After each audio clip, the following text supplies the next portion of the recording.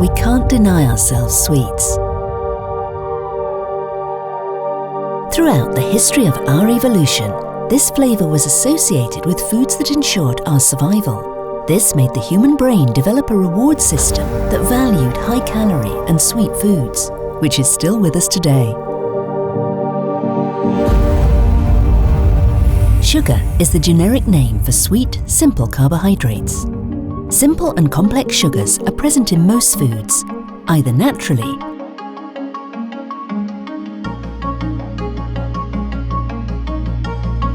or added to many processed foods as thickeners and flavour enhancers. No matter the case, simple sugars give us energy, easily and quickly. Our brains consume 20% of the glucose-derived energy available to the body. Neurons require a continuous supply of glucose, which they obtain from the blood, and their demand is regulated under special conditions, such as fasting, dietary restrictions, stress and illness. But what makes us want sugar? Today, we know that the brain has developed different reward and pleasure systems. Receptors on the tongue and palate recognize sweet ingredients and send signals to the brain, triggering an increasingly greater attraction. Further, when glucose is metabolized in the intestinal tract, the microbiota gut-brain axis is activated, a neural circuit that communicates the presence of sugar to the brain, making us crave it even more. The reason we consume it above and beyond any real need. Moreover, excessive glucose can cause changes in the balance and composition of the gut microbiota. For these reasons, we shouldn't get carried away. Too much sugar is associated with scores of diseases, even more so if we have sedentary lifestyles.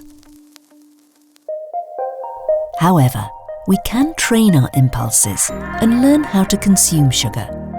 In Europe, the added sugar ingested by adults represents 15 to 21% of the total energy they consume. The World Health Organization recommends that it should be below 5% for healthy consumption levels.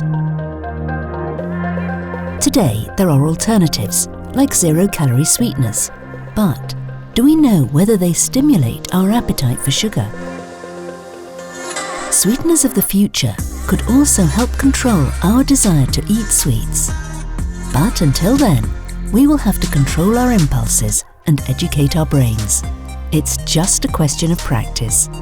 Remember that a diet rich in vegetables and grains meets our sugar requirements. And if you want a treat, burn off those extra calories with a bit of exercise. While eating a healthy diet, it's easy.